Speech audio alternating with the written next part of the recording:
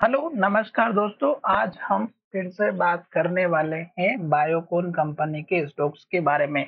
कल भी हमने इस स्टॉक्स के लेवल्स के बारे में बात की थी और इस स्टॉक्स में गिरावट की वजह के बारे में जानकारी ली थी।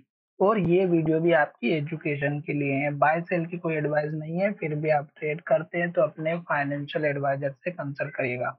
यहाँ पर देखिएगा, स्टोक्स ने एक पुराना हाई बनाया था और एक के बाद एक हाई बनाते हुए स्टोक्स ऊपर जा रहा था। इस हाई के बाद स्टोक्स ने हाई नहीं बनाया और यहाँ पे स्टोक्स ने रेड कैंडल बनाते हुए हमें ये इंडिकेशन दिया था कि अगर लो का ब्रेकआउट होगा तो गिरावट आएगी। और देख सकते हैं, एक के बाद एक रेड कैंडल और लो बनाते हुए स्टोक्स नीचे की तरफ आया।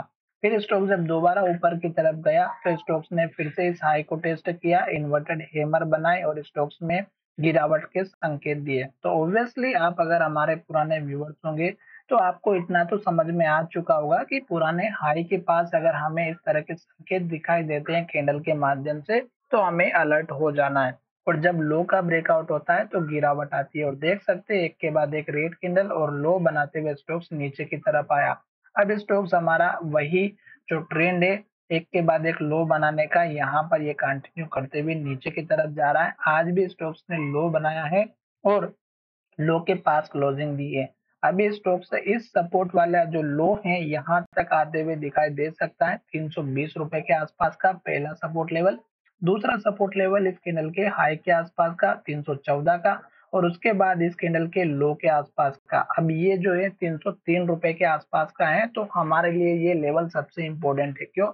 क्योंकि यहीं पर एक तो 150 डेज के मूविंग एवरेज का सपोर्ट है और दूसरा स्टॉक्स में वो सपोर्ट लेवल है जहां से स्टॉक्स ने 2 बार हाई बनाया, इन्वर्टेड हैमर बनाए और यहाँ पर बहुत बार रेजिस्टेंस सॉरी सपोर्ट लिया।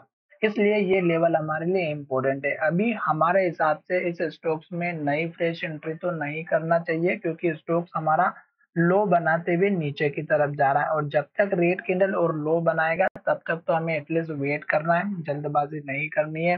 वैसे भी अगर अगर आप देखेंगे तो मार्केट की जो डायरेक्शन है वो सपोर्ट पे खड़ी है। निफ्टी सपोर्ट पे खड़ी है। आज निफ्टी ने एक ऐसा काम किया है जो लगभग एक रेंज के अंदर ट्रेड कर रही थी 100 पॉइंट के आसपास, क्योंकि आज एक्सपायरी देखने को मिली थी। तो आज के दिन निफ्टी ने सबसे छोटी रेंज बनाई, लो के पास क्लोजिंग हुई। अगर ये नेक्स्ट कैंडल या नेक्स्ट ट्रेडिंग सेशन में फिर से लो का ब्रेकआउट करेगा तो फिर से नीचे की तरफ जाते हुए दिखाई देगा। तो जल्दबाजी नहीं करें। टारगेट की बात करें तो छोटा सा टारगेट रखिएगा इस कैंडल के लो का। अब ये लेवल है हमारा 332 रुपए का पहला लेवल, दूसरा लेवल इस कैंडल के लो का 336 का। इससे बड़े लेवल्स की बात नहीं करना है क्योंकि स्टॉक्स ने सारे लेवल्स को तोड़े हैं और अब स्टॉक्स की डायरेक्शन नीचे जाते हुए दिखाई दे रही है। बड़े से बड़े टारगेट अगर आप लेकर के चले तो ज्यादा से ज्यादा इस कैंडल का है जो कि लगभग 350 का है। तो चलिए वीडियो को यहीं विराम करते हैं। धन्यवाद।